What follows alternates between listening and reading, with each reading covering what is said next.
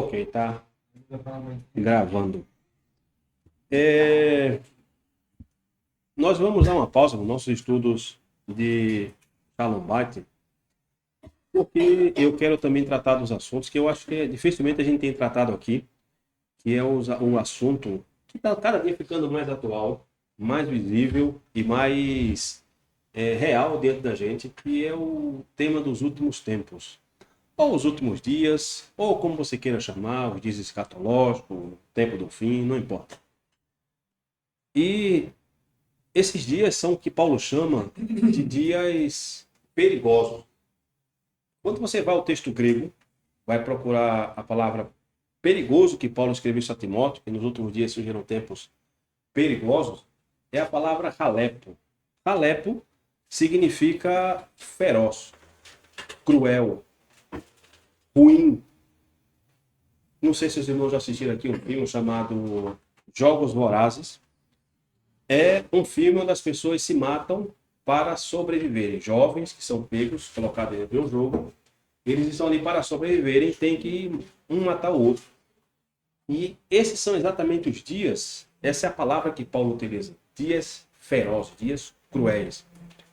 E como eu estava dizendo hoje pela manhã aos irmãos lá, nosso grupo de estudo de casais, já que tem alguns irmãos que têm filhas meninas, e inclusive pequenas, eu disse aos irmãos assim, que um pai que tem filhas, ou filha, o sexo feminino, obviamente, pois tem, inclusive pode ser até nosso filho mesmo. A gente tem que estar disposto, irmãos, assim, a inclusive matar.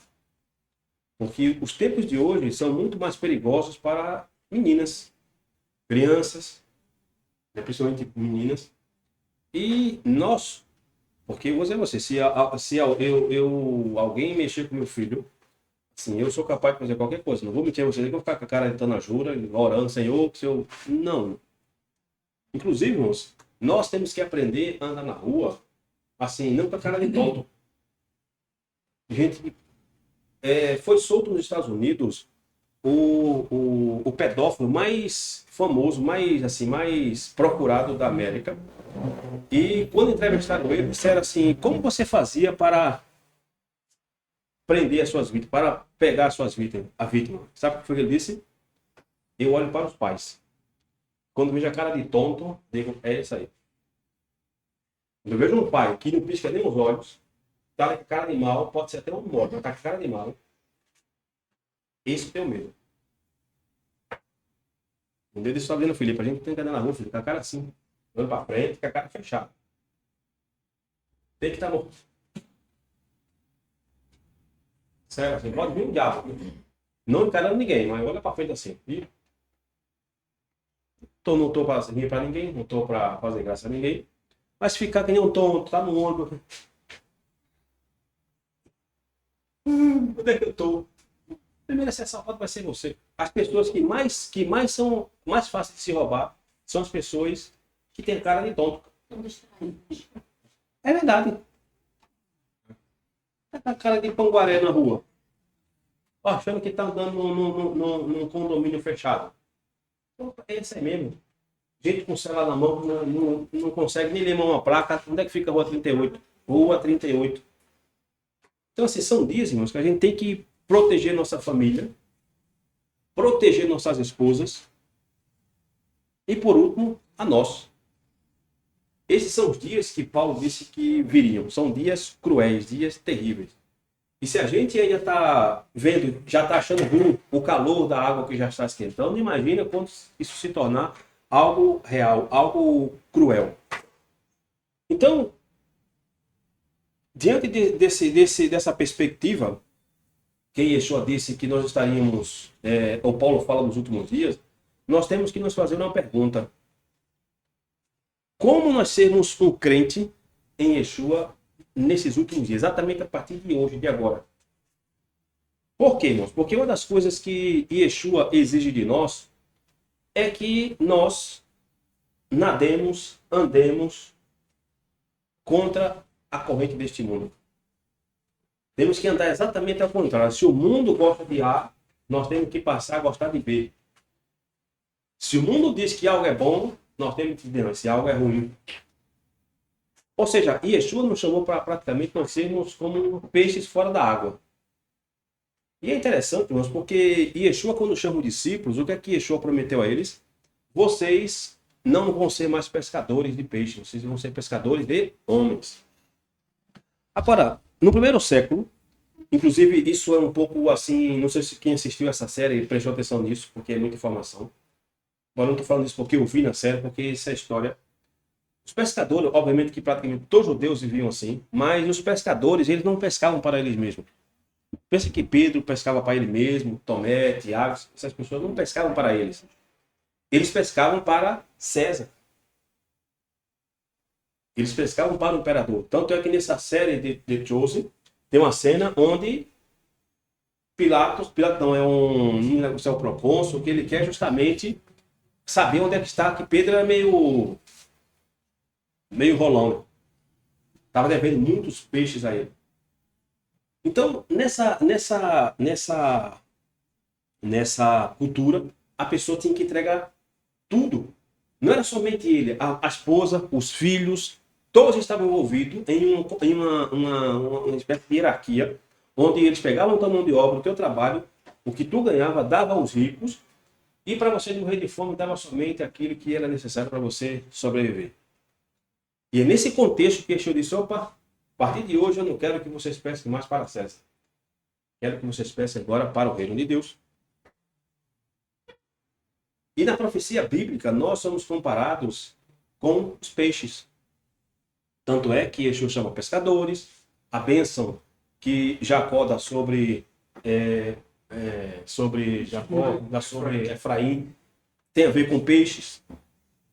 O símbolo por excelência do cristianismo, a princípio, não era a cruz, era o peixe. Tanto é que você vai encontrar peixes com o nome de Jesus, porque esse era o símbolo dos primeiros, assim, cristãos, dos discípulos de Yeshua. Não é por acaso, porque Deus não fez cair pé na areia. Paulo ficou, simplesmente, Paulo vai ficar sem ver nada. Simplesmente Paulo caiu escama dos olhos de Paulo.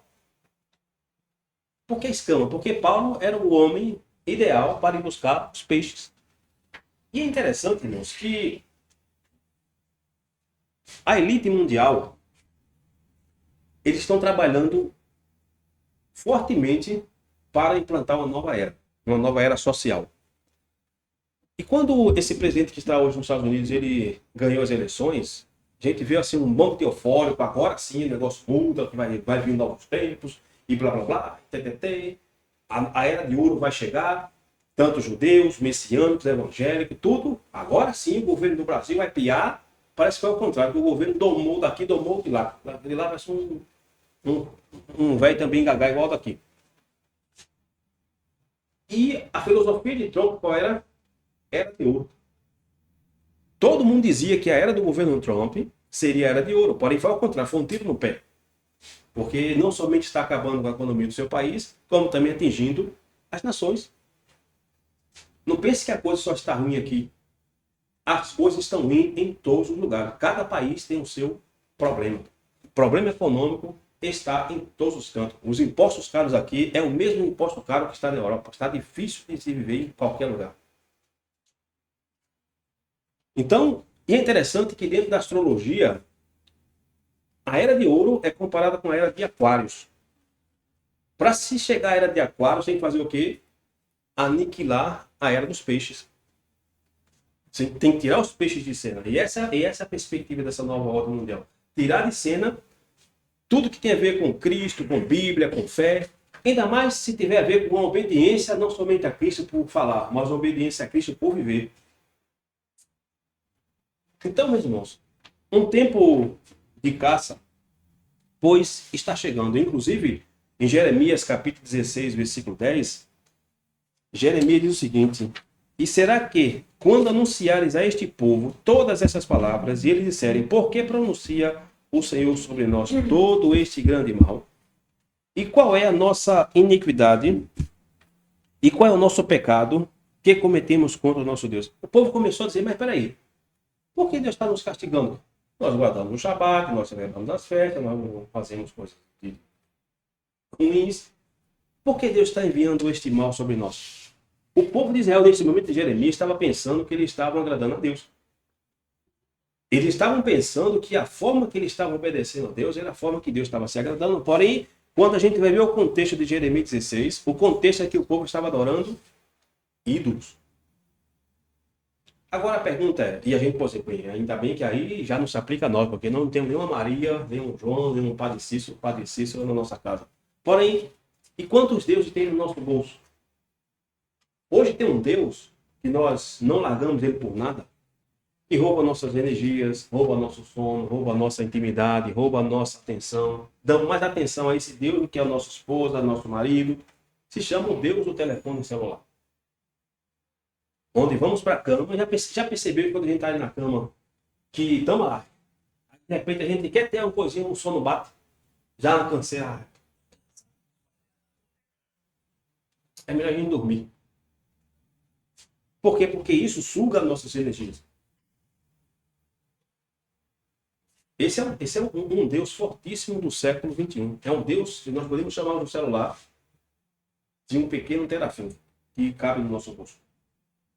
Então a gente tem que saber que Deus nós estamos adorando, porque se eu consumo muito isso aqui, se eu consumo isso aqui para coisas boas, que é o que eu digo ao meu filho, usa o telefone para você aprender alguma coisa.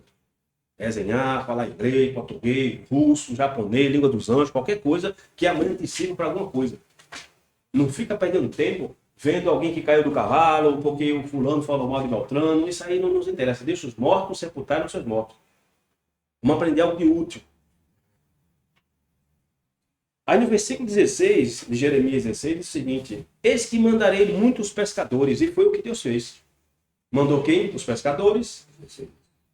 Os apóstolos, que eram pescadores de peixes e foram pescadores de homens. Para pescar quem?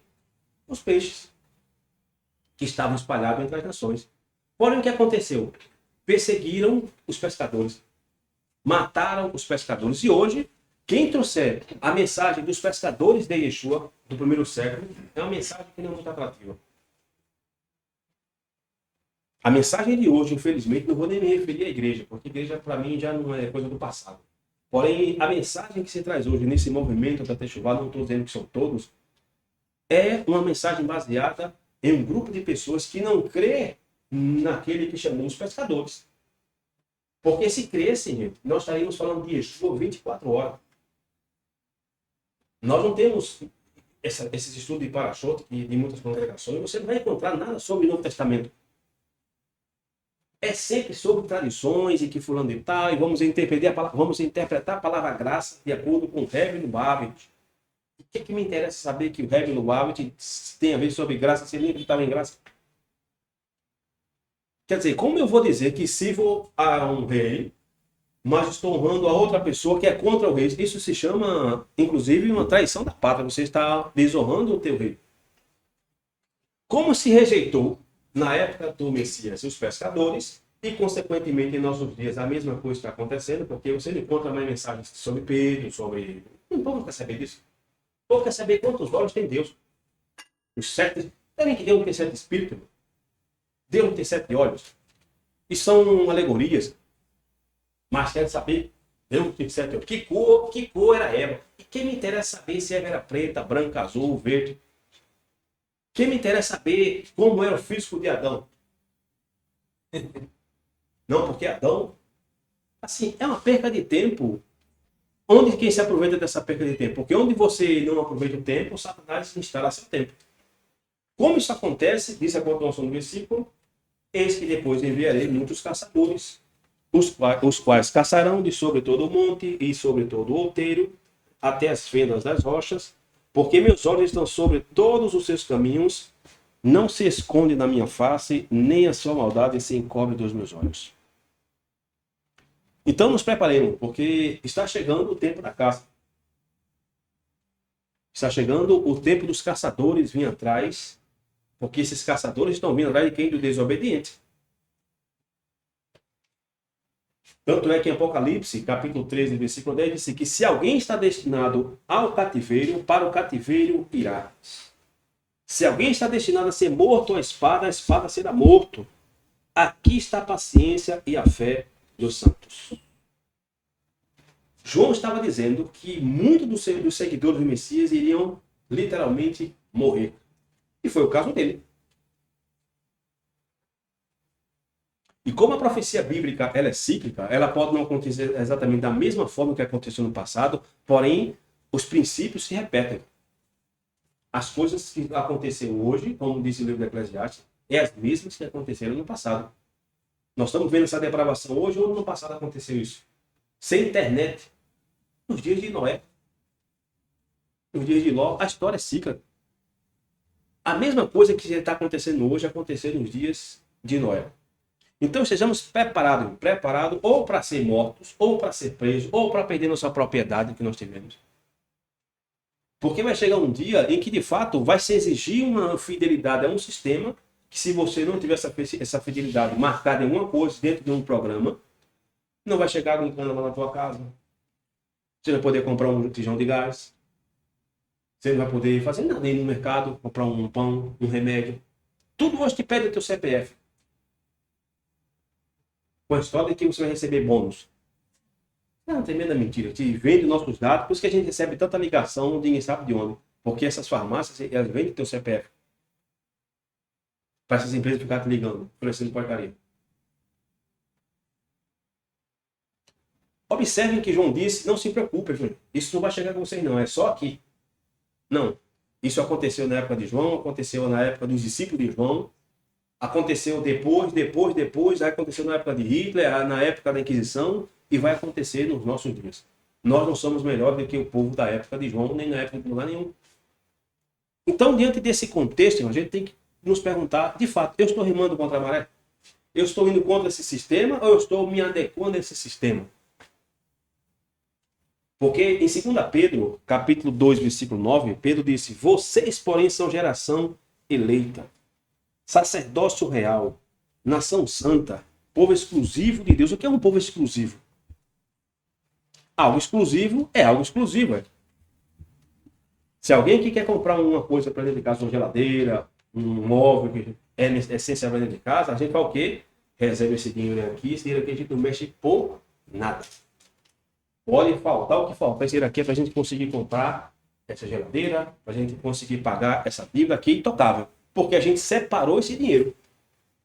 O mesmo acontece com isso aqui, Pedro. Nós somos um povo santo, separado. Algo que é separado não pode ser usado para fins comuns. Eu não posso ser santo ao mesmo tempo estar comungando com os pecadores. Que santidade é essa? Ou somos, porque santo é separado. Não foi falado aqui hoje de um lugar que só entra o sumo sacerdote, porque eles eram separados. Se não for separado, então não entra. E se você não entra, você está igual ao comum. Você é igual ao comum. E disse, veja por qual propósito Deus nos santificou e nos separou como povo exclusivo, para anunciar as grandezas daquele que o chamou das trevas para a sua luz inacessível. A Bíblia nos ensina que um verdadeiro crente, um verdadeiro discípulo de Yeshua, ele se separa deste mundo. E se separar do mundo é algo que não é confortável. Por quê? Porque o mundo ele é atrativo. Babilônia é sedutora. É gostoso demais estar no meio do mundo. As conversas são agradáveis, o povo nos entende. Quem é que vai entender o irmão que está desempregado, passando dificuldade? Isso está debaixo de maldição. Esse irmão está sem dinheiro, vamos embora que ele vai pedir. Ninguém quer conversar com a gente. Por quê? Porque não estou dizendo que ser crente é viver assim. Porém, se você um dia cair numa coisa dessa, o mundo não quer saber de tudo. Tanto é que quando uma pessoa comete um crime, cheio de amigos, porém, quem vai visitá-lo? A esposa, a mãe, os amigos. Opa, vai embora. E a palavra separação, onde aparece a primeira vez a palavra separação na Bíblia? Alguém sabe? Gênesis. Exatamente, no livro de Gênesis, quando Deus separa a luz das trevas. E mais no decorrer da Bíblia, Deus usa essa mesma analogia para separar o mal do bem. Nós não podemos nos unir com quem chama o bem de mal e nem o mal de bem. Porque se eu estou me unindo, então eu estou enfatizando que essa pessoa faça a mesma coisa, ela continue fazendo. Tanto é que em João, capítulo 15, versículo 18, o Yeshua disse, se o mundo vos odeia, saber que primeiro que a vós odiou a mim. Quando a gente abraçou a fé, nós não fomos chamados para ser abraçados por esse mundo. Todos que são abraçados por esse mundo são pessoas que não seguem a Yeshua. Todos que são abraçados por este mundo, quando eu falo mundo, são pessoas, nós não estamos demonstrando a luz do Messias. Porque se você, um exemplo, você está na rua de noite e vê uma viatura da polícia, e se ela ligar aquele refletor que é nos teus olhos, ninguém quer ver aquela luz. Porque ali é a luz da justiça. O povo gosta de escurinho. Se acende uma luz, pai, paga essa luz que eu vou dormir. Por quê? Porque a luz incomoda. Diz o versículo 19, mas se vocês pertencessem ao mundo, ele os amaria como se fosse dele. Todavia vocês não são do mundo, mas eu os escolhi, tirando-os do mundo, por isso o mundo vos odeia. E Yeshua está dizendo a nós que não podemos nos conformar com este mundo. Aliás, Paulo em Romanos 12, 2 disse que não se amoldem ao padrão deste mundo, mas transforme-se pela renovação da sua mente. Quer dizer, o que Paulo está dizendo aqui? Que a gente não deve viver igual o mundo vive. Deixa os mortos sepultarem seus mortos. Se o mundo anda por esse caminho, eu ando por esse. Ah, mas isso aqui é um caminho. Não interessa. É mais fácil para tu, tem menos problema. Eu vou por aqui. Agora, esse moldar aqui não somente inclui a gente moldar a nossa maneira de viver. É a nossa maneira de pensar, a nossa maneira de comer, a nossa maneira de nos portar diante dos incrédulos.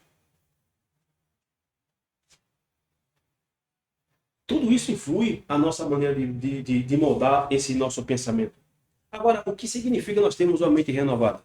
Segundo o próprio apóstolo Paulo, é ter a mente do Messias. E como eu tenho a mente do Messias? Pois, examinando as Escrituras. Nós, irmãos, podemos estar, e digo nós aqui mesmo, podemos estar adorando a Deus da forma totalmente errada. Por quê? Porque Yeshua disse à mulher que os verdadeiros adoradores adorarão o Pai em espírito e em verdade. Essas duas palavras, espírito e verdade, são sinônimos de Torá, de instrução, de mandamento. Porque um está ligado ao outro. A Torá é a verdade. O espírito é a verdade. Esse espírito que se fez carne, quer dizer, é a mesma coisa. Quando se peca contra o Espírito Santo, como se fala o Espírito Santo, que é um pecado que não tem perdão, é você blasfemar contra a Torá. Porque como purificar aos jovens o seu caminho? Obedecendo a tua palavra. A função do Espírito Santo é colocar a lei no nosso coração. Então, como é que eu posso estar adorando a Deus de forma errada? Não conhecendo a Bíblia. Existe uma grande diferença da gente estudar a Bíblia e estudar da Bíblia. Quando você fala de algo, você está com propriedade de falar de algo porque você viveu esse algo. Eu posso falar de fome, porque eu já passei fome. Porém, eu não posso falar de riqueza, porque eu nunca tive de riqueza. Eu posso falar sobre riqueza. Falar sobre é falar por cima. Os ateus, essas pessoas incrédulas, elas podem falar sobre Deus. Porém, os únicos que podem falar de Deus é os que servem a Deus.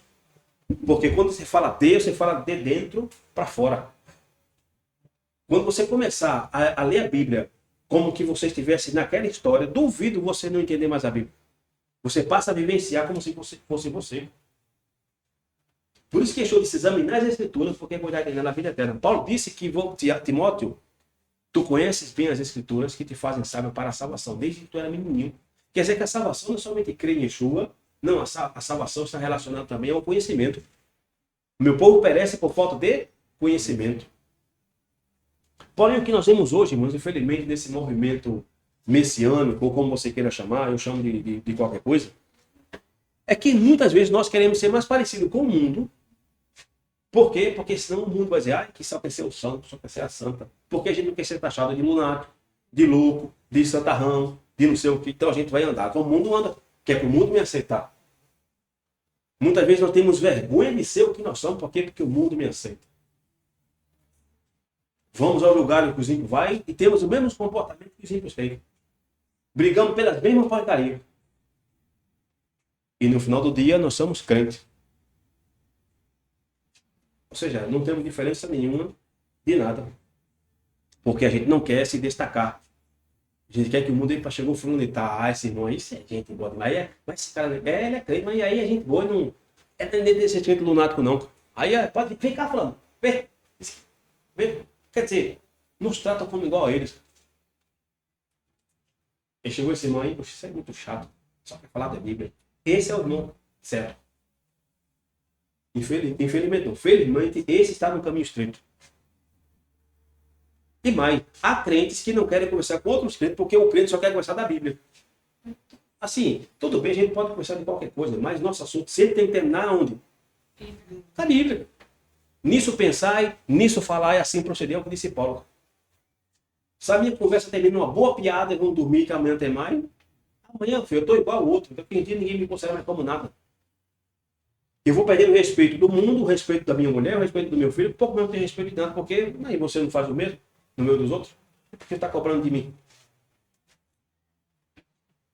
Diz em 1 Pedro 2,11, amados, exorto-vos como peregrinos e forasteiros que sois, a vos absterdes das paixões carnais que fazem guerra contra a alma. Quais são as paixões carnais que nós temos? Pois é o desejo de viver independente. Toda vez que eu vejo uma pessoa dizendo assim, eu não sou lunar, eu tenho que ver minha vida, sou crente, mas eu tenho que ver minha vida, essa pessoa está no mesmo espírito de Nínive, construindo a sua própria torre de Babel, se independizando de Deus. Viver ou dar prazer, ou saciar os prazeres da nossa carne é você querer sair do redil. Querer sair do curralzinho e vou ver a minha vida do jeito que eu quero. Porém, se nós temos algo de Deus, e o Eterno tem algo conosco, vai chegar uma hora que o Eterno vai dizer, meu filho, porque a Bíblia fala que horrenda coisa é cair nas mãos do Deus vivo. Se nada acontecer com você, meu filho, e se nada está acontecendo, se a gente está andando meio perambulando por aí como se fosse um mundo qualquer, não temos nenhum propósito, nosso propósito é levantar, trabalhar, comer, voltar, dormir, trabalhar. Ou seja, isso os pagãos também fazem. Nós temos que ter um propósito a mais. Temos que ter nosso trabalho, acordar, levantar, tomar um banho para nenhum propósito mais além. Temos que ver além do que os ímpios veem. Porque senão nós estamos vivendo igual aos moribundos. Não foi o que o jovem disse, mestre, deixa eu sepultar meu pai. Meu pai já está morto, ou seja, vai sepultar mal quem já foi sepultado, deixa os mortos sepultados, deixa a tua família aí. Eles não são crentes. Mas vem e anuncia o reino de Deus. Não se preocupa com coisa que não vai mudar a vida de ninguém. E veja que Pedro fala que nós somos exortados a viver como peregrinos e forasteiros. Como é se viver como peregrino e forasteiro? É vivermos na casa onde a gente vive como se essa casa não fosse nossa. Possuir alguma coisa como que não possuíssemos absolutamente nada. Porque no dia que o Eterno tomar as contas conosco por sermos... E muitas vezes o Eterno vai pedir conta a gente, não é porque a gente está pecador não, porque Jó não teve nenhum pecado. Olha o que aconteceu com Jó. Quem de nós aqui iríamos dizer as palavras de Jó? Bendito seja o Senhor. Quebrei as duas pernas, estou agora desempregado, estou ferro. Senhor Deus, Senhor tomou. Quem de nós tem essa coragem, essa fé? De dizer isso? Mas não, a primeira coisa que faz, se entrar no ângulo, entrar um ladrão e roubar celular, fez o L. Desgraçado. Já começamos aqui a culpar o governo. Quer dizer, mas se foi Deus que fez tu perder essa porcaria, para tu despertar um pouco e andar que nem um homem, uma mulher, não um moribundo, não. Se vai na rua, o carro tropeça. Maldito. Quer dizer, nós sempre vamos procurar algo para justificar alguma coisa. Nunca vamos dizer, Senhor, bendito seja tu, Pai, que meu carro quebrou. Bendito seja o Senhor, meu Deus, que hoje eu não consegui nada, mas o Senhor vai me suprir. Mas a primeira coisa que faz é o quê? Reclamar. Deus me esqueceu, e que coisa está acontecendo, e não sei o quê. Por quê? Porque a gente somos, infelizmente, o diabo olha para nós e diz, Senhor, se o diabo disse isso de Jó, se ele pensou isso de Jó, e Jó sendo um homem justo, íntegro e temente a Deus, o diabo pensa que o ser humano é um mercenário. Por isso que ele fez, também tu enche Jó de riqueza. Toca na pele dele, pele por pele. Ok, Satanás. Deus, veja que Deus, você pode, eu coloco meu nome na vida de Jó. Quer dizer, o Eterno viu em Jó justamente alguém disse, não, isso aí não é mercenário, não, isso aí me serve porque ele me serve. Tanto é que Deus, quando Jó perdeu tudo, Senhor, mulher, cala a boca. O diabo levou os filhos, riqueza, só deixou a mulher para amolar o carro. O único prego do caixão. Maldiçoe esse Deus e morte. Tu não está acreditando nisso aí, Jó. Olha a tua vida, cheio de pereba, cheio de sarna. Quer dizer, e a gente pode criticar a mulher de Jó, que incrédula. E se fosse você? Que perdesse tragicamente os filhos, a casa. Se aquela enchente que está acontecendo em Minas Gerais acontecesse no nosso bairro. Feliz seja o Senhor. Então, estaremos talvez amaldiçoando até o próprio diabo. Por quê? Porque a gente não acredita que muitas das coisas que acontecem não é porque foi o diabo que fez. E se for o diabo que fez, é Deus. Ele pode tocar nele. Ele está muito... Dá uma sacudida nele. Porque o que foi que Yeshua disse a Pedro? Pedro, Satanás pediu para ser danado contigo. Para... E eu verei por tua alma. Então a gente acaba vivendo nesse mundo, irmãos, como se a gente fosse daqui. A gente vive o aqui e o agora. Porém, olha o que Paulo fala em Filipenses 3:20. Nossa cidadania, porém, está nos céus, de onde esperamos ansiosamente o Salvador, o Senhor Yeshua. Agora, nós estamos vivendo com essa mentalidade de que a nossa cidadania não é daqui. Porque o Marcos citou aqui um texto de Isaías, capítulo 8. Não é isso? Que fala de testemunho ali. Sim. A palavra testemunho tem a ver com a palavra identidade. Inclusive se usa para identidade em Isaías, documento. Qual é a nossa identidade como crente? Quando estamos em Roma, somos os romanos. Quando estamos em Jerusalém, somos judeus. Mas nós temos seletividade. Quando estamos no meio dos ímpios, opa, para ninguém criticar, nós vamos ser igual aos ímpios. Quando estamos no meio dos irmãos, só falta o Espírito Santo chegar aqui, passar um de branco para cima e para baixo aqui. Porque se eu não tenho essa mentalidade de que eu não pertenço a esse lugar, e nós estamos aqui como peregrinos, porque se você vai tirar férias, ninguém junta dinheiro, irmãos, para passar férias e pensar, rapaz, chegou no hotel, eu não gostei de saber não, mas vamos trocar. No hotel dos outros. Esse tapete, poxa, essa cama, tá doido, já dormiu mais de mim, mamãe, vou comprar um colchão novo. Por que a gente não faz isso? Porque, embora a gente estejamos pagando, aquilo não é nosso. Estamos só de passagem. Somos peregrinos aqui. A gente tem que ver essa vida como se fosse assim mesmo. É ter como se não tivesse. Porque no dia, se você perder, e se o seu coração der essas coisas, que você vai fazer, igualmente fez a mulher de Jó, igualmente fez a mulher de Ló. Veja que o diabo sempre vai atacar quem? A mulher. E não é porque a mulher é ruim, não. É porque a mulher é mais sentimental. Por isso que ele fez com Eva. Atacou Eva. Porque ele viu que Adão certamente era durão, se for atacado ou não. É aquilo que eu falei. Tá com a cara, não sei que vocês mulheres sejam isso. Mas tá com a cara de bocó no meio da rua. Foi ver um catito. Opa, esse aí mesmo que eu vou roubar. Eu morei quase 10 anos em Curitiba. Eu passei quase 8 anos trabalhando numa empresa. E eu saía de casa às 3h30 da manhã. Embora chegasse em casa de meio-dia, né? 11 horas já tinha largado. Mas, de qualquer forma, eu acordava muito cedo. E naquela época, embora fosse uma cidade supostamente modelo, já era perigoso, imagine hoje. E eu saía. Olha, sabe como eu saía? Uma faca por aqui. Ou seja, eu vou... Não, já vi um ladrão, eu vou fingir que sou Salomão. Teus olhos sempre vão das pombas, Senhor. Pode levar meu... Não, meu filho. Sabe quantas vezes eu fui assaltado? Uma única vez, porque eu estava exatamente com um bocó no centro da cidade. Bloco pendurado, com um tronco de cilindro, já com a cara de mim, meio pleno, nada bonito, nem mim, balcão, camisa de bola, e na rua com o telefone. Isso 4 horas da manhã. Veio 2 caras só com a mão aqui, não mostraram nada. Como eu não vi eles, bora, vai. Passa, passa. Fica para aí, a partir de hoje, eu me arrumar também. Quando foi uma vez, que em Curitiba é assim, não sei como está agora, mas antigamente eles faziam ração dentro dos ônibus. Os ônibus lá são grandes, são 3 vagões. Chama-se biarticulado. Maior do que esses aqui tem 2 vagões, desses VRT, o do lá tem 3. E eu sempre gostei de sentar ali entre no meio, porque perto de uma porta. Sempre dava. Eu dei um conselho a vocês, mulher, que andam a pé. Sempre leva uma maçãzinha, uma laranja na bolsa com uma faca. Percebeu de errado, tira a laranja, embora que não chupe, tá ali chupando, tá ali descascando. Porque, de qualquer forma, alguém está vendo que você tem algo que possa ferir.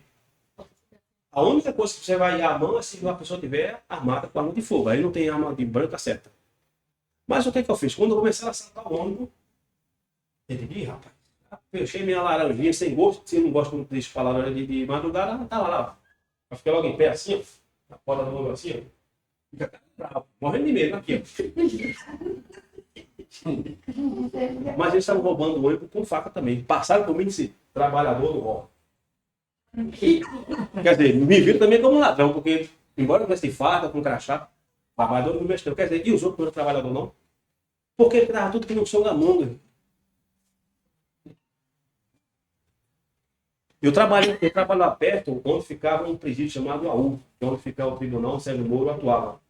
E lá tinha um presídio que os presos se soltavam, eles iam pedir abrigo no ônibus lá para passar. De madrugada, às 5 da manhã, vem aquele mundo maloqueiro. Meu Deus, já tem que puxar a espada da África. Desse tamanho minha faca. Brilhava assim, para se caçar uma maçã, gente. Chega e passava assim, ó. Nem para mim, ó. Bom dia, parceiro. E eu, bom dia.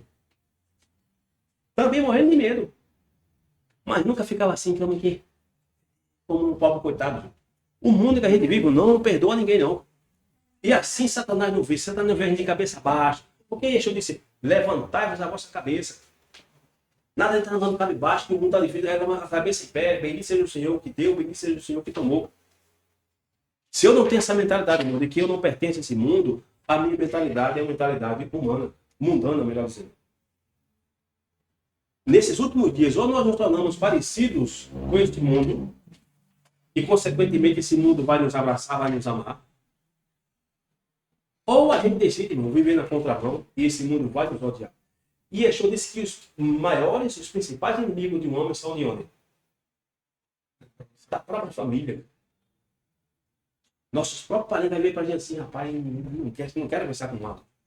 Não dá. E de fato não dá, não. As conversas não. A ligação é ligação cruzada. Não bate as ideias. 10 minutos que eu escuto minhas irmãs falar de mim, o que é que eu estou fazendo aqui, meu Deus? Pelo amor de Deus, me socorre, me tira daqui. As conversas não batem. Disse mais uma vez João 15, 8, 18. Se o mundo vos odeia, sabei que primeiro odiou a mim do que a vós. Nós somos filhos, irmão, de uma igreja, de uma comunidade de crentes. Como foi que nasceu a igreja, a chamada igreja? Falando da igreja, vamos falar a comunidade de crentes. Debaixo da perseguição. Aliás, onde nasceu o povo de Israel? Praticamente. Debaixo da escravidão. Sendo perseguido e massacrado. Nunca houve um tempo fácil para o povo de Deus.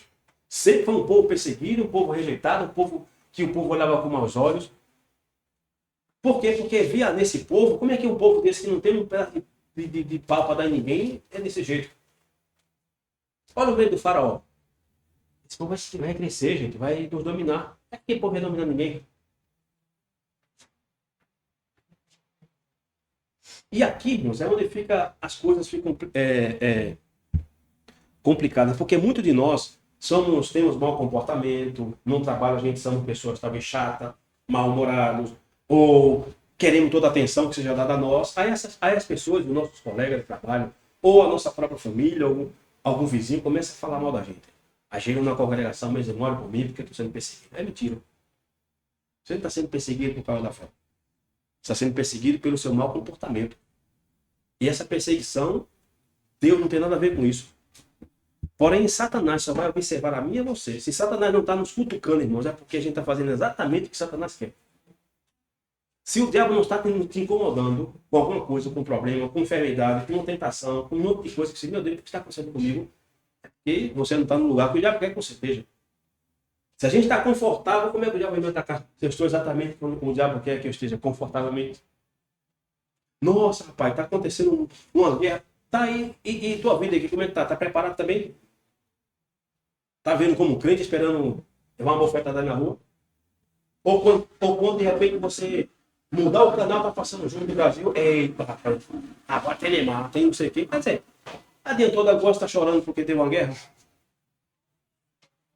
Se a minha mentalidade continua humana, se não vou ao quarto Senhor, não tem misericórdia de nós. Porque nós somos parte desse mesmo povo. Nós não somos do judaísmo, nós somos parte do povo de Israel. E tu toca lá, fala que teu povo será perseguido. Uma hora vai chegar a minha vez, Senhor. Me dá força, me dá ânimo. Já começa me perdoando, minha esposa me perdoe, meu marido me perdoe. Já começar a colocar a casa em ordem. Porque num dia que acontecer, irmãos, o que tem que acontecer, infelizmente, as pessoas que vão nos trair são as pessoas do nosso próprio meio, seja daqui, seja de qualquer lugar. Não todos. Porque foi assim que aconteceu ao longo da história. Não eram as pessoas que de fora, não, porque o povo já estava atrás desse povo mesmo. Era o próprio povo que se vendia em troca de quê? De benefício. Qual foi? Quem era que entregava os judeus ou perseguia os judeus para descobrir, ou seja, que o sistema nazista, eles usavam para descobrir quem era judeu? A chamada polícia judia. Eles não tinham arma, só andavam de cacetete. Eram esses que ia na casa do judeu, você quer trabalhar? Não quer não, põe. Agora, porque a Alemanha não sabe, porque a Alemanha, os alemães não sabiam, era tudo branco, quem sabia quem era alemão, quem era judeu. A opção era mandar o homem abaixar as calças, ver se era circuncidado, se não fizesse isso, ninguém sabia que era alemão, que era judeu. Mas a polícia judia, muitos se venderam em troca de quê? Confortavelmente. Esses que viveram confortavelmente eram que foram utilizados pelo diabo. Então, Satanás, ele só vai nos atacar quando a gente decidir fazer o que Yeshua disse para a gente fazer. E o que foi que Yeshua nos incumbiu? Nos ordenou a fazer e a ser. Ser luz e ser sal. Quer dizer, que as pessoas, irmãos, aí fora, no mínimo, tem que ver em nós um ponto de referência. E, rapaz, vou falar com aqueles irmãos ali, porque parece que não vive como eu não vou, pelo menos me dê um conselho. Mas se me vê igual a eles. Ou seja, eu estou fazendo o quê? Escondendo a minha luz.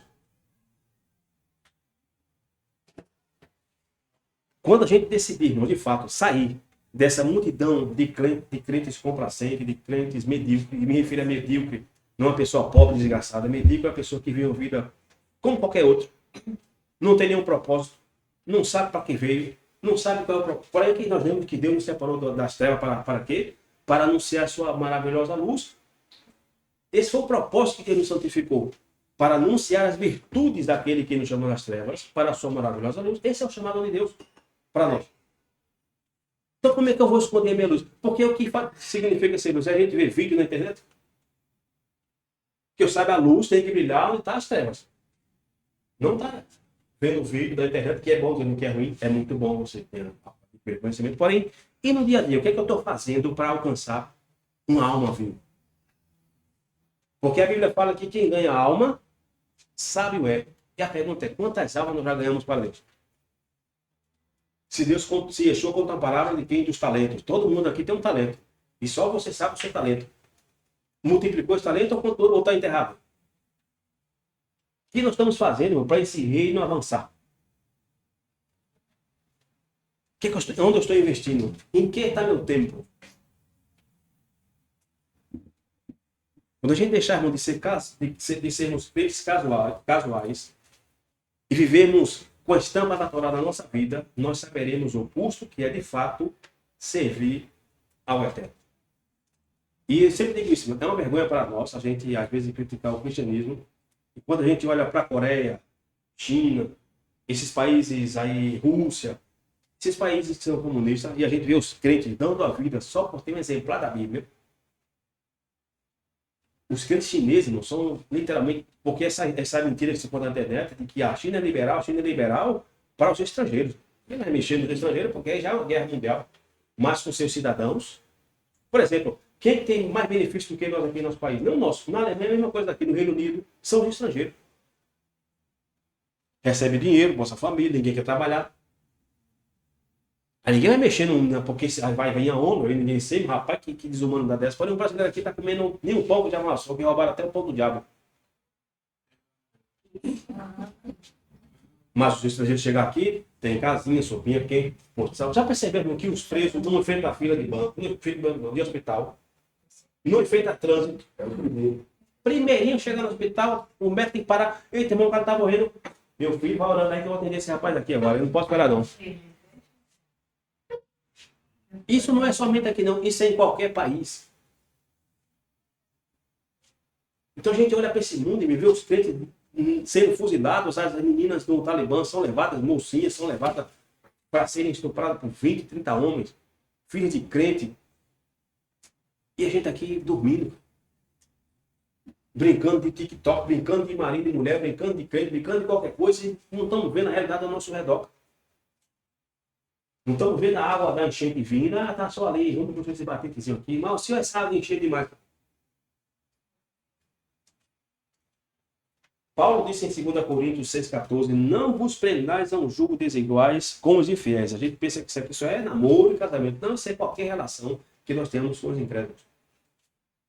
Por que sociedade tem a justiça com a injustiça? E que comunhão tem a luz com as trevas? E que concórdia há entre o Messias e Belial? Ou que parte tem o fiel com o infiel? Que senso tem um templo de Deus com os ídolos? Veja em que contexto Paulo está falando aqui de idolatria. União entre fiéis e incrédulos. Entre luz e trevas. Porque vós sois o templo do Deus vivente. Como Deus disse, neles habitarei, e entre eles andarei, e serei o seu Deus, e eles serão o meu povo. Agora observe que Paulo menciona aqui a palavra comunhão. Comunhão é o fato de você comungar com a pessoa. É isso? Você comunga com a pessoa, você tem comunhão. Comunhão é quando você compartilha a sua vida com a pessoa. Nós aqui temos algo, nós temos comunhão. Nós temos comunhão com nossas famílias, com nossos maridos, esposas e filhos. Olha, irmãos, e nós podemos compartilhar assim, ter conversa com os ímpios, trata do trabalho, irmão. Ele acabou o trabalho, meu filho, Deus te abençoe, vá para sua casa ou para mim. Mas, irmão, eu quero te contar uma história que aconteceu comigo. Assim, digo, falei, não, porque eu estava ali, vai pintar uma menina para mim. Ela mordeu, meu filho, está? Vai contar só o padre, a mim não. Minha conversa com pessoas de trabalho é de um trabalho. E contar com esse fulano aí, como é que tá as coisas por aí no R2? Ah, pai, tá muito difícil. Como é que tá as coisas por aí no Rio de Janeiro? Ah, só tem criminalidade. Ah, tem tá uma desgraça. E o negócio tá... Que diabo eu tô fazendo? Não tem uma mensagem de esperança, não tem uma mensagem de verdade, não tem uma mensagem de nada. O povo só quer me ouvir ou só quer falar para mim aquilo que eles querem ouvir. O que a gente não pode ter, irmãos, é compartilhar a nossa vida como que vem comum com os incrédulos. Não existe comunhão entre a luz e as trevas, entre a água e o óleo. Isso é um caminho estreito. Essa é a mentalidade que nós teríamos que ter para vivermos diferente do mundo evangélico. Porque o mundo evangélico nós criticamos por quê? Porque isso é igual ao mundo. Ou não? Celebra a festa do mundo. Tem os mesmos feriados do mundo. Celebra o nascimento de Cristo na mesma data, o ano novo. Quer dizer, compartilhamento, eles comungam com o mundo e que a gente diz, por favor, gente, sai quando o diabo, mas a gente não compartilhamos a mesma festividade deles, mas compartilhamos a festividade que a gente acha interessante. Nossos encontros. Tá mesmo, ou não? Você diga a minha esposa, o que a gente vai fazer no aniversário de sobrinha de tio, mora lá no fim do mundo, nunca viu o YouTube, não tem aniversário de ninguém. Vai fazer foto aí, tu não ir? Não, eu tenho que ir, que é para comer mais de bolo. Tirar uma foto. Sobrinho bonito. A minha cheia de cerveja. Eu aposto. Mas não posto um texto da Bíblia. Não posto uma mensagem de verdade. Não posto uma mensagem de afrontar o diabo. O mundo tem que ver que eu sou social. Estava na festa da sobrinha comendo um bolo duro que a menina gostando. Mas estamos lá porque temos que ser o bom moço, o bom tio, a boa sobrinha, o bom vovô. Chama para vir jogar na tua casa sexta-feira à noite. Se vão fazer a mesma coisa que será Yeshua, rapaz, a gente tem um compromisso, não vai dar não. Eita, pai, a gente tem uma festa para ir, não vai dar. Você então vai chamar os aleijados, os cegos, os mancos, porque isso aí não... Irmão, chegou um momento, acredito eu, nessa história da humanidade, decisivo da gente traçar uma linha divisória entre nós e este mundo. O sistema deste mundo. Porque no Salmo 118, versículo 8, 9, diz o salmista, é melhor confiar no Senhor do que confiar no homem. É melhor confiar no Senhor do que confiar nos príncipes. Agora, todo mundo sabe que confiar nos príncipes tem a ver com quem? Com autoridades, com políticos. Não é isso? Porém, o que é que a gente tem feito até o dia de hoje, muitas vezes? estamos na mesma esperança dos gentios. Que apareça alguém aí, no livro da esquerda, e traga um reino de paz para a gente. O que não vai acontecer? A esquerda é de direita e a direita é de esquerda. Não existe esquerda e direita. Só na filosofia. Na prática, são todos inimigos do povo. São amigos em comum. Não tem essa de... Não, essa aqui. Não tem essa. A nossa única esperança, meu filho, é Yeshua vir. Venha o teu reino. Pode ser, ô, espera um minutinho, pai. A gente tem uns tempinhos aqui na terra ainda, viu? Eu tenho um sonho de ter uma casa própria. Não, qual é a nossa missão todo dia? O modelo, venha o teu reino. Seja feita a tua vontade, assim na terra como no céu. Se tivermos o que temos aqui, é porque o Senhor quer que a gente tenha isso. Abacuque, quando viu, disse, peraí, Senhor, você vai trazer Nabucodonosor? O senhor está maluco? Abacuque, o justo virá pela fé. Cala a boca, eu vou usar Nabucodonosor. Mas o que é que a gente faz? A gente abraça uma ideologia. Nós nunca iremos encontrar, irmãos, um texto na Bíblia dizendo assim, Deus dizendo assim, meu povo, vocês vão se aliar a outro povo para protestar contra o mal no mundo. Isso não existe na Bíblia.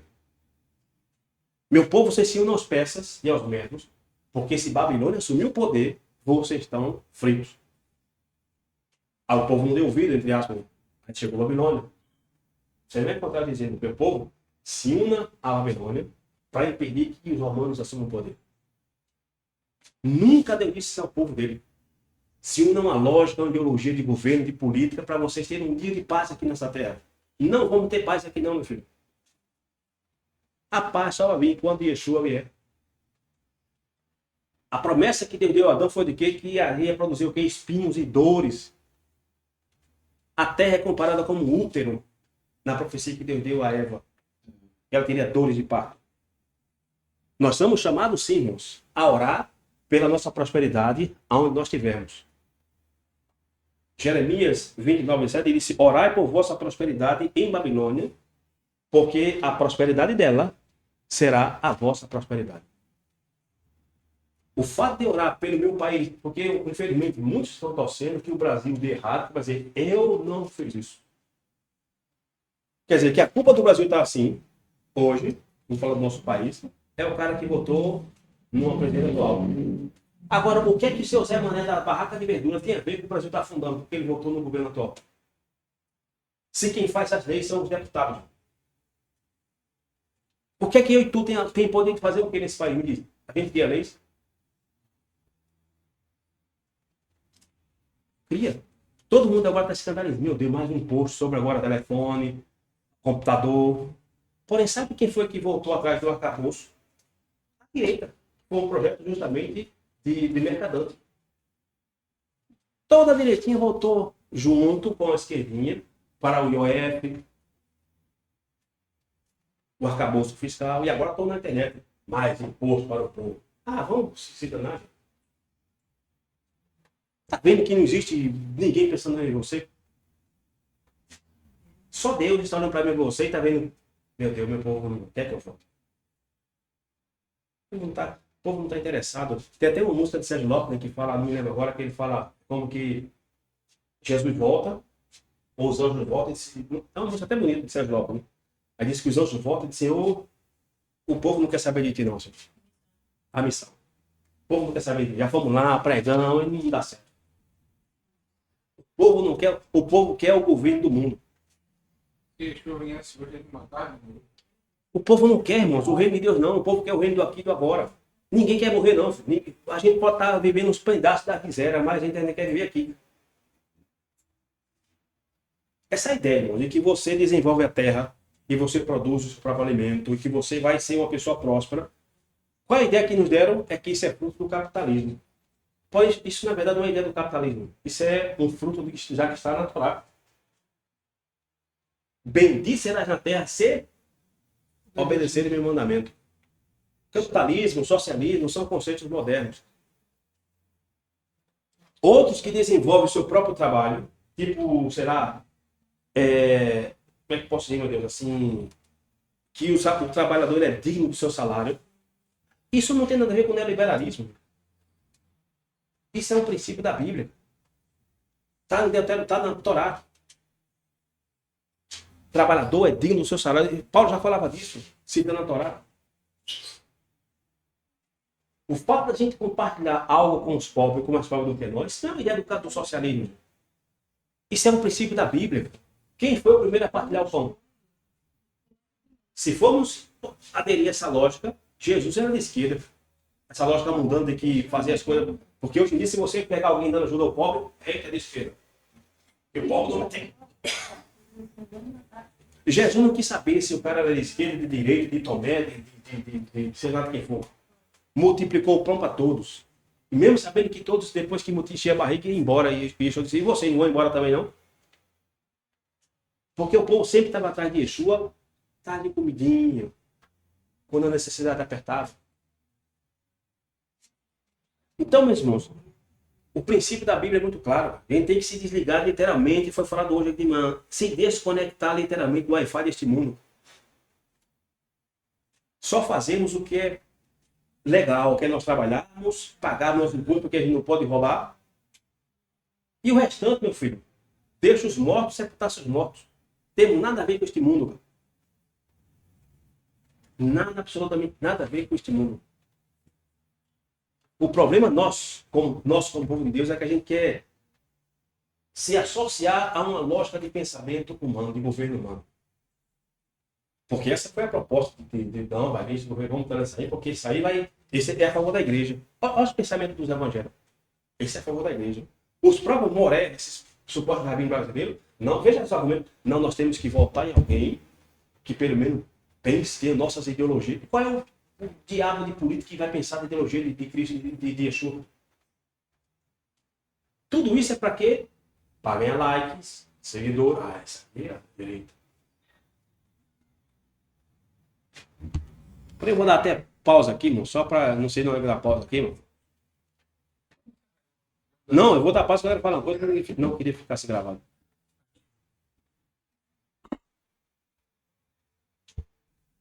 Isso. Tá valendo. Então, meus irmãos, não há nenhuma profecia na Bíblia que nós vamos nos unir a um poder econômico, civil, político, para a gente ter um dia de paz aqui nessa terra. A Bíblia fala no Salmo 100, não sei agora, acho que é 160, muita paz há para aqueles que amam a tua lei e para eles não há tropeço. É o Eterno quem nos supre. É o Eterno quem vai cuidar de nós, assim como o Eterno tem cuidado do seu povo no meio da guerra, no meio do Egito, no meio de todos os lugares. Porém, infelizmente, irmãos, o que a gente vê nesse movimento, infelizmente, são crentes da Techuvá se unindo com evangélicos, evangélicos se unindo com católicos, católicos se unindo com bandistas, o bandista se unindo com o espírita se unindo com alguns do movimento LGBT, para quê? Em prol de um governo que defenda o seu pensamento, seu estilo de vida. Mas na hora de falar de Jesus, todos são inimigos. Ninguém tem a mesma linha de raciocínio. Infelizmente, a gente hoje é muito ativo nos nossos questionamentos políticos, e devemos ser mesmo. A gente não deve tratar de política, devemos tratar de assunto de política, faz parte da nossa vida.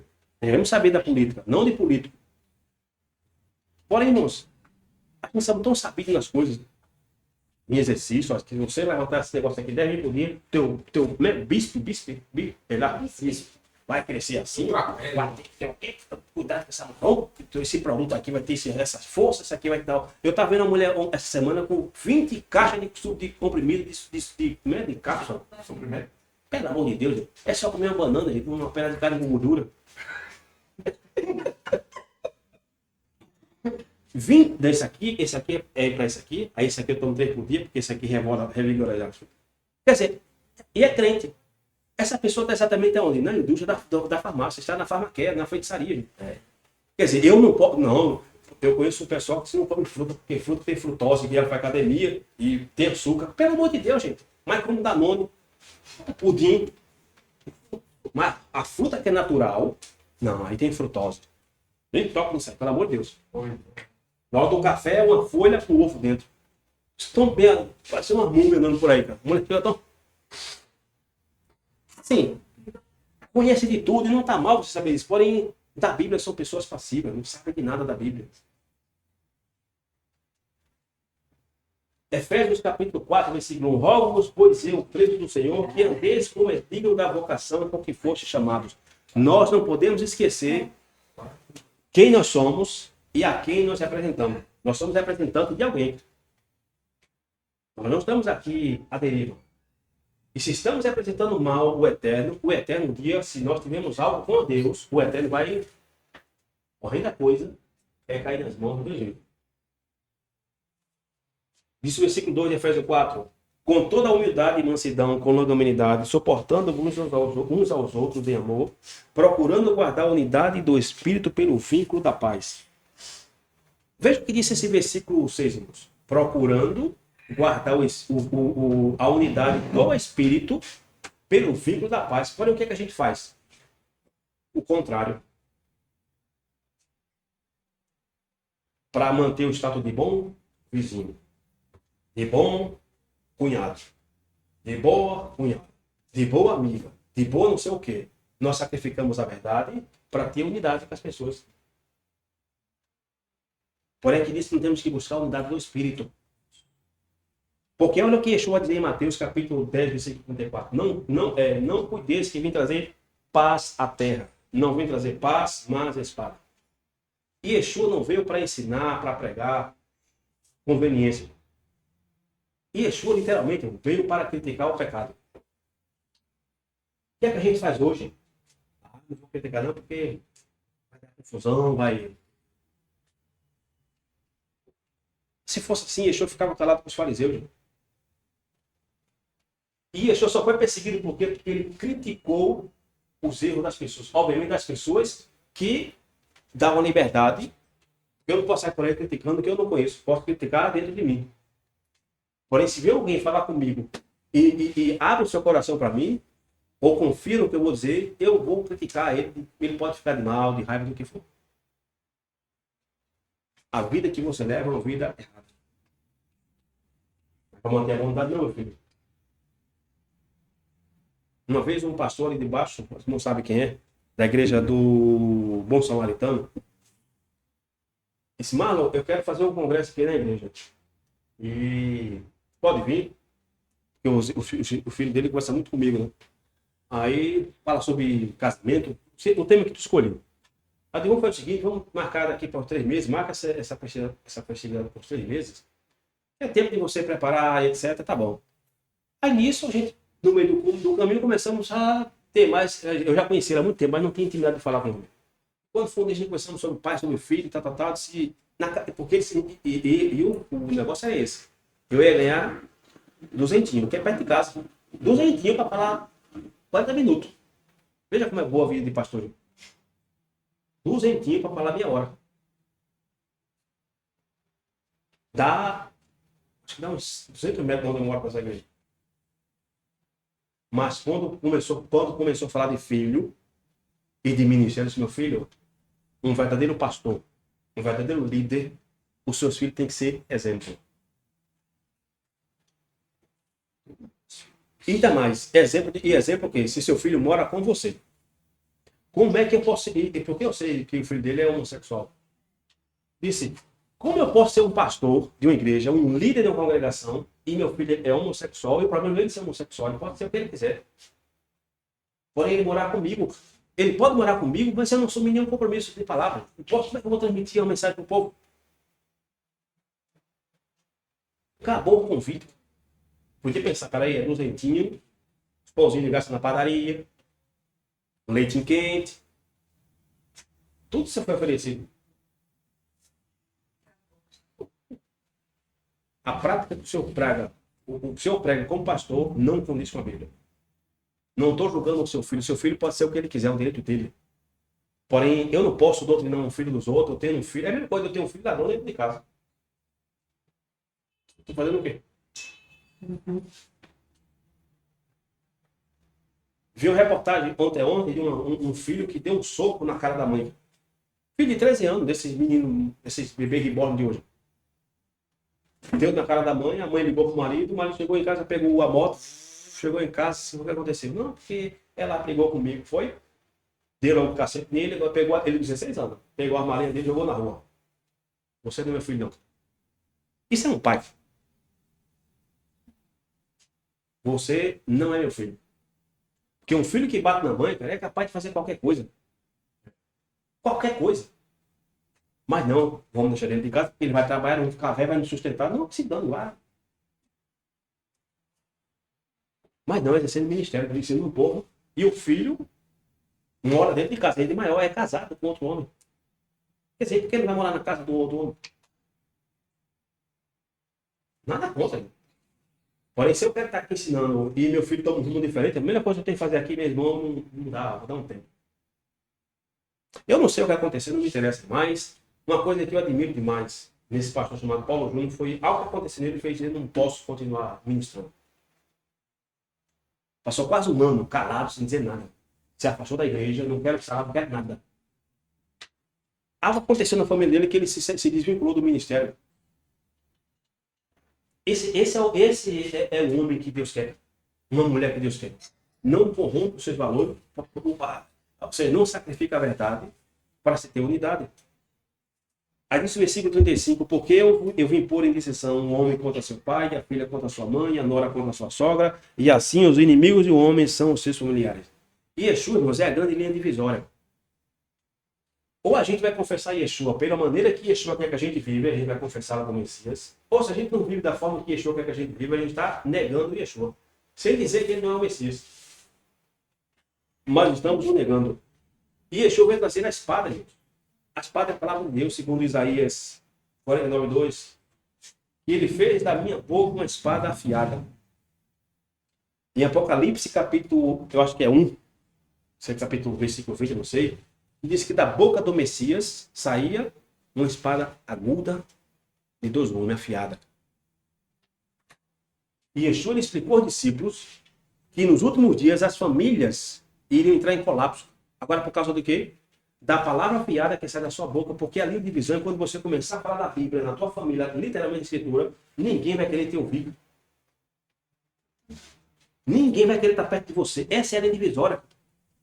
Essa é a espada que Yeshua trouxe, que vai dividir família. A mãe vai ficar contra a sogra contra a nora, a tia contra o sobrinho. Porque vamos achar o quê? Os donos, os paladinos da verdade. Agora só tem que ser o santo. Como vocês não pecam, não, sim. Claro que a gente peca. A gente não peca mais por prazer. E se estamos pecando por prazer, é porque nós somos ímpios ainda.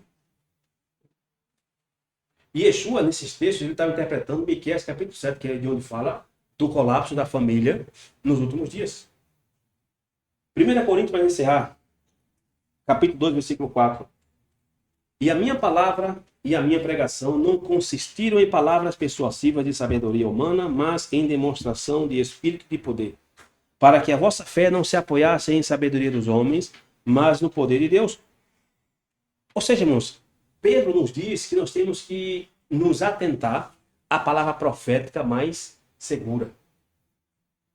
E a palavra profética, quando ela é falada de maneira correta, a função da palavra profética é atrair as pessoas a Yeshua. É atrair as pessoas ao Eterno. Em Apocalipse fala que o testemunho de Yeshua é o espírito da profecia. Quer dizer que a gente tem que ser pessoas comprometidas com a verdade, que compreendamos a verdade profética. Para quê? Para a gente entender o que Deus está fazendo e o que Deus fará. Porque quando a gente entender o que Deus está fazendo e o que Deus fará, a gente vai olhar as coisas da perspectiva de Deus, não da nossa perspectiva. Porque da nossa perspectiva, alguém pode ser bom. E de fato, da perspectiva humana é. Pode da perspectiva de Deus, não é. Porque da perspectiva de muitos, Hitler era um homem bom. Ou não? Ou ele é só mal? Claro que não. Teve alguém que se beneficiou da perspectiva de muitos aqui no Brasil, até de pastores e judeus. O governo atual é bom. Porque alguma coisa está beneficiando esse povo. Então, o que eu posso achar bom da perspectiva de Deus não é. Eu tenho que olhar as coisas da perspectiva de Deus.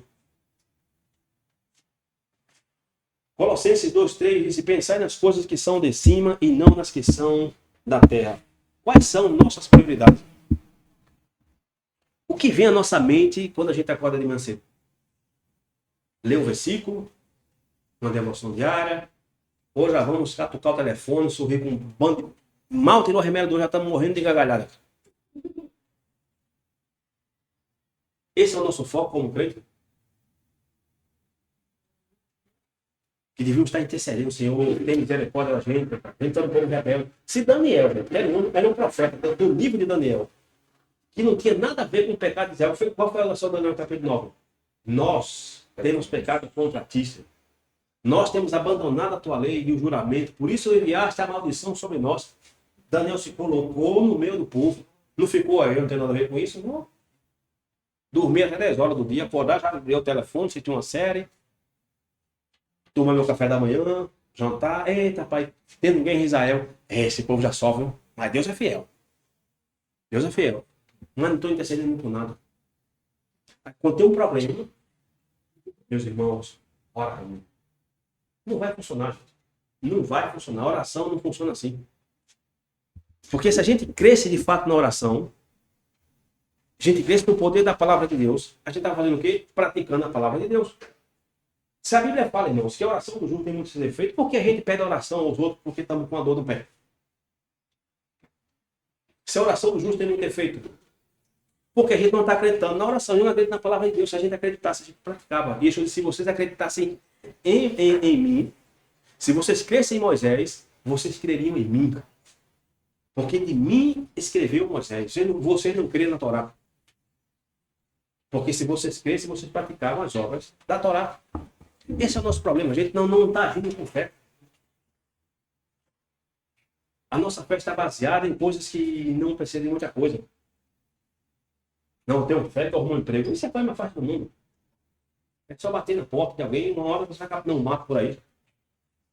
Mas ter fé de que Deus vai curar minha esposa, meu filho, minha mulher, vai libertar meu filho não sei de quê, minha esposa da cachaça, não sei da onde, da doença, da prisão, aí já é demais. Mas se crescemos, a gente está fazendo o quê? Exatamente o que Paulo ensina estava fazendo. Mas a gente não crê.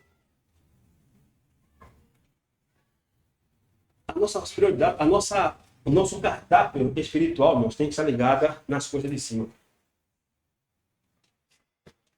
Diz o versículo 3 de Colossenses 3, porque já estás mortos e a vossa vida está escondida com Yeshua. Como nós podemos viver como mortos nesses dias? Paulo mesmo diz isso, né? Que já não vivo mais eu, mas Cristo vive em mim. Ou seja, já estou crucificado com Cristo, com o Messias. Pergunta, irmão, nós estamos crucificados com o Messias aonde? Porque se o Messias vive em mim, o que é que eu faço? Eu ando como o Messias andou. Quando a gente está cheio de amor pela mulher, quando a gente estava recém-casado, como é que a gente fazia? Na linha, doido para chegar em casa, todos dengosos, carinhosos, qualquer comida salgada estava maravilhosa, que linda, você acordou com uma leite linda, tem que ser os cabelos desse tamanho, você é muito gata, meu. Por quê? Porque a gente estava envolvido com a pessoa. Mas a gente se acostumou com a nossa fé e, infelizmente, a gente está tratando o Messias simplesmente como um cardápio de que temos uma hora para buscar ele. E Yeshua disse a Pedro, disse, você não consegue ver lá uma hora? Uma hora? Você não tem tempo de dedicar uma hora, gente, a ler a Bíblia, a pegar a Bíblia impressa, a ler. Irmãos, quer aprender a ler a Bíblia, a interpretar a Bíblia? É para ler no telefone. Isso aqui, mesmo que tenha os mesmos textos, não é a mesma coisa. Você aprende a ler a Bíblia, interpretar a Bíblia, é você escrevendo. Anotações, palavras que te chamam a atenção. Opa, essa aqui me chama a atenção, essa aqui eu vou examinar. Mas não, tá lendo o seu jornal, seu meu pastor lá no Fatará, me faz deitar embaixo do peito desejando, a tua luz, teu pecado me consola, Deus está voltando, aleluia, glória a Deus.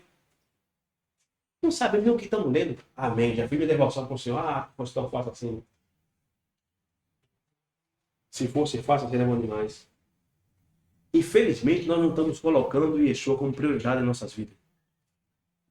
Nós não estamos priorizando o Yeshua na nossa vida e nem no que nós fazemos. Nós não priorizamos Yeshua nos nossos negócios. Não priorizamos Yeshua no nosso dinheiro. Porque se eu não priorizo Yeshua no meu negócio, óbvio que eu não vou priorizá-lo no meu dinheiro. Se eu não priorizo o eterno no meu dinheiro, eu não vou priorizá-lo no meu casamento. Porque para mim ser infiel a minha esposa ser fiel a mim, eu primeiro tenho que ser fiel a Deus. Irmãos, e Yeshua disse que tudo o que vocês pedirem em meu nome, crendo recebereis. Por que isso não acontece hoje conosco? Nós queremos no mesmo Messias, estamos lendo a mesma palavra dos discípulos. Por que isso não está acontecendo conosco? Vocês colocaram a mão nos enfermos. Quem aqui tem para colocar a mão no ombro doente? Por sua vez, todos aqui, irmãos. Eu não oro por ninguém se eu não tiver fé que a pessoa vai. Por que eu vou orar que eu não tenho fé? Não oro por ele que eu estou doente. Eu vou dizer que está certo, mas não vou orar não porque eu não tenho fé, gente. A gente só faz aquilo que tem que ter fé. Como é que eu vou orar para a pessoa que nem mesmo eu creio? Se quando eu estou com a dor de dente, eu vou procurar no Google um monte de remédio. Ao invés de dizer, Senhor, pode ser o diabo me catucando meu dente. Ou pode ser os doces que eu estou comendo demais. Aí eu vou querer remédio. Esse é o nosso problema, meus irmãos. A gente não está levando a sério as coisas de Deus. Por isso que Deus talvez não esteja operando no nosso meio de um modo geral. Nós somos um grupo de crentes no Brasil fraquíssimo. Fraco. Não temos relevância de nada. Nós estamos chamados de desigrejados. Vê que palavra. Somos chamados de rebeldes. Por quê? Porque para o messiânico é a mesma coisa, as mesmas coisas do evangelho. Só muda o nome. Tem misticismo, quem no Rabino Beltrano, o Maimon disse isso, porque não sei o que fala isso, porque a Cabalá fala aquilo, porque ele tem 7 olhos. E o cristão, que diferença eu tenho de crer em Martinho Lutero? Não pode crer em Martinho Lutero, mas pode crer em Maimônides. Os pais da igreja são bando de hereges. E os pais do judaísmo também. Não os pais de Abraão, Isaac e Jacó, mas do judaísmo, a religião. Também são os hereges. Que não crê no Messias ainda difama o Messias. Provérbios 1,7 diz: o temor do Senhor é o princípio do conhecimento, e os tolos desprezam a disciplina e a sabedoria. Nenhum de nós quer ser disciplinado por Deus. Por quê? Porque nós sabemos o que a disciplina produz. Dor, sofrimento. Porém, nesse mesmo provérbio, no mesmo livro de Provérbios 15:32, disse que o que rejeita a disciplina menospreza a própria alma, mas o que escuta a repreensão adquire entendimento. Quando você vai ler esse texto em hebraico, a palavra disciplina aqui é a palavra mishmaat, que vem da mesma palavra shema. Quer dizer, que ser disciplinado por Deus é o dar ouvido ao Eterno, que se eu não dou ouvido ao Eterno, por quê? Porque eu vou ser disciplinado. É ouvir o que o Eterno está falando e praticar. Paulo disse o quê? Tiago disse o quê? Não seja um ouvinte de esquecer disso da palavra. Nós não temos que ter na fé o vídeo de mercador que entra por aqui, sai por aqui. Não. O nosso vídeo tem que ter um tampão de um lado. Entrou aqui, você não sai não, filho. Essas são palavras de vida que tem que estar na minha cabeça. A disciplina, irmãos, é algo que... Ou mais, se a gente não nos disciplinarmos, quem que vai nos disciplinar? O próprio Deus. Deuteronômio 8:5. Saiba, pois, em seu coração que assim como o homem disciplina o seu filho, da mesma forma o Eterno, o seu Deus, o disciplina. Na carta aos Hebreus 12:10 disse: porque aqueles que na verdade por um pouco de tempo nos corrigiam como bem lhes parecia, mas este se referindo a quem? Ao Eterno, na pessoa do Messias, para nosso proveito, para sermos participantes da santidade. Toda disciplina para a gente ter o quê? Se estamos passando hoje, irmãos, por esse aperto econômico, estou me referindo aqui, não no mundo, porque o mundo também está o carro, mas vamos falar só do nosso país. Essa bagunça está hoje aqui, você acha que Deus não está vendo isso não? E perdeu o controle. Deus não sabe exatamente quem coloca e quem não coloca. Quem permite e quem não permite. Deus sabe de tudo. Mas eu quero o quê? Que eu entre na linha. Mas eu estou entrando em que linha? Do mundo. A culpa do mundo está sendo do governo. Não, a culpa do mundo está assim. Já dizia Isaías, a terra está contaminada porque os seus moradores têm abandonado, têm o quê? Transgredido a tua lei. No fundo, a culpa é de não ver o quê? Porque foi o que Deus disse a Abraão: Abraão, se houvesse até justo nessa cidade, o que é que eu faria? Não a destruiria. Mas cadê o justo? Cadê os homens como Noé e Abraão? Cadê os homens como Jó? Cadê os homens como tu mesmo? Não tem. O que é que Yeshua disse? Que quando ele vier, achar a fé na terra. Quando Yeshua vier, onde ele vai nos encontrar, irmão? No TikTok, no telefone, vendo besteira na internet, rindo. A gente, agora quando passa no Instagram, é foto da enchente. Estamos lá chorando. Meu Deus, que tragédia. Passa um vídeo de uma velha pançona caindo no chão. já pula outro vídeo. Quer dizer, que povo estranho é esse? Que não tem uma perspectiva de vida, de dizer, bem, isso não é para mim, isso é distração. Diz o versículo 12, na verdade, toda disciplina ao presente não parece ser de gosto, senão de tristeza, mas depois produz um fruto pacífico de justiça nos exercitados por ela. Repito, se eu e você temos alguma coisa de verdade com respeito a Deus, e Deus tem algo conosco, se prepara, porque horrenda coisa é cair nas mãos do desvio. Se estamos vivendo a nossa vida casual, como que nada está acontecendo, e que vou viver a minha vida mesmo, não tem nenhuma perspectiva de nada com respeito à palavra de Deus, é um mau sinal de que você está no caminho errado. Se Deus não está nos castigando hoje, é porque tem um grande problema. Ou a gente pode não ser filho de Deus. Estamos nos enganando a nós mesmos. Porém, meus irmãos, quando vivemos a fé que o rei foi dado ao santo, e vivemos de forma equivocada, ou não praticarmos essas obras que estamos chamados a praticar, o Eterno vai nos disciplinar, isso vai causar dor, sofrimento, porque o que vai vir a tribulação não é para castigar Lula, Timóteo, João fulano e tal, não é para castigar o seu povo. A intenção de Deus enviar a Babilônia foi para castigar quem? O mundo ou foi Jerusalém? Jerusalém. Deus disse a Daniel, eu levanto reis e derrubo reis. Não tem essa. Pode não ser a vontade de Deus, não é só a permissão de ter quem... Você acha que não foi Deus que permitiu que Hitler chegasse ao poder? Claro que foi Deus que permitiu. Talvez Deus não quisesse. Nenhum pai quer ver um filho sofrer. Mas, como o povo é rebelde, deixa Hitler lá, Hitler vai ser a minha varinha de condão. E vai fazer o quê? Lê o Salmo para você ver se não tem referências como que passagens se referindo ao holocausto. Como que pessoas estão sofrendo, sendo queimadas, sendo as suas almas, as suas mortes, como fumaça. Quer dizer, é como que o holocausto já estava profetizado. Cada um de nós, irmãos, que estamos aqui, somos chamados a ver diferentes das pessoas que nos rodeiam. Viver de uma forma que não podemos viver igual, não. Não podemos viver igual como o mundo está vivendo. E não que você não tem que me seguir, porém, você pode ver do que você quiser. Mas se somos filhos de Deus, e outra coisa, se você vive mal e está no meio da gente, a gente vai pagar o pato que você também está fazendo errado. Porque Daniel pagou o pato pelo aquilo que ele não fez. Jeremias, Ezequiel. Onde vivia, por exemplo, aquele profeta que Acabe deu na cara dele? Micaías. Por que Micaías vivia ali jogado nas traças dentro de uma prisão? Porque ele não era igual aos outros profetas. Ele não falava o que o povo queria ouvir. Ele falava a verdade. E quando ele foi mentir, ele fala a verdade. Você estava safado. Você não me mentir, não. Onde vivia Jeremias? Dentro de uma fossa. Por quê? Porque ele não se misturava com os falsos profetas. Mas era do povo. Mas eram falsos. Não tratava o assunto da palavra de Deus com seriedade. Então, meus irmãos, nós somos chamados a viver separados. A palavra santificar significa você não viver separado. É quando se canoniza uma pessoa, porque ela é o que agora? Separada das outras pessoas. Esse é o sentido da santificação. Porém, para a gente concluir, meus irmãos, Yeshua nos disse que nós temos que ser a luz desse mundo. Ponto.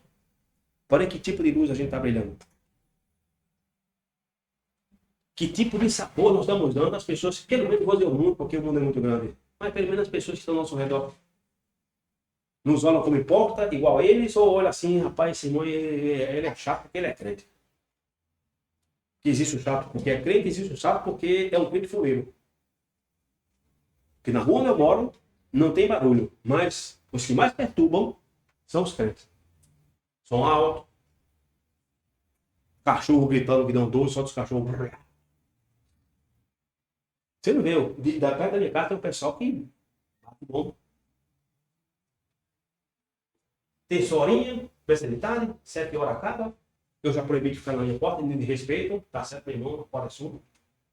Mas os evangélicos são altos, aí como começa a bater lá o bom, aí a mulher lá que é evangélica volta o som.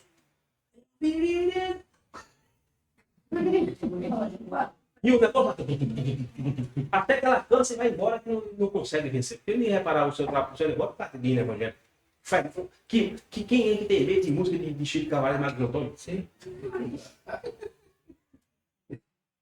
Quem é que tem medo de música de Crebeluca, de Sérgio Lopes? Quem tem medo de cantar isso? Todo mundo tá tendo medo da morte, quem deve de cantor evangélico. Mas, vem, se compara igual ao mundo. Nossa, que absurdo esse carnaval na rua, mas tá os caras fazendo cruzada na rua, atrapalhando a nossa vida para chegar em casa descansar. Temos que enfrentar fila porque tem uma cruzada na rua. Cruzada para Cristo. Ah, mas se for sobre peraí, tu tá se comparando ao mundo, cara. Que evangelho é esse que tu atrapalha a minha vida? Cara? Quem não faz essa cruzada dentro da igreja? Lota a igreja, logo um campo. Só esse nome já é heresia. Então, o problema é que faz isso no meio da rua, passa um ônibus, vai ter que passar um ônibus só, todo mundo está atrasado, o trânsito Recife já é um horror. Aí tá o carro agora se largou de 6 horas, chega em casa de meia-noite, porque tem uns crentes salvando alma para resolver na cruzada, atrapalhar na vida dos outros. Que as almas que são salvas são cachaceiros, que estão ali meio desiludidos, gente que está jurada de morte, vamos ficar por aqui, porque ainda tem um negócio de crente, com de respeito. Mas com 3 meses estão fora da igreja. Então, que tipo de seguidores estamos sendo nós? Pescadores de homens ou estamos não pescando nada? Bem, que Deus nos abençoe. E esse foi o nosso tema de hoje. E que a gente possa refletir nas coisas que o Eterno tem nos mostrado e nos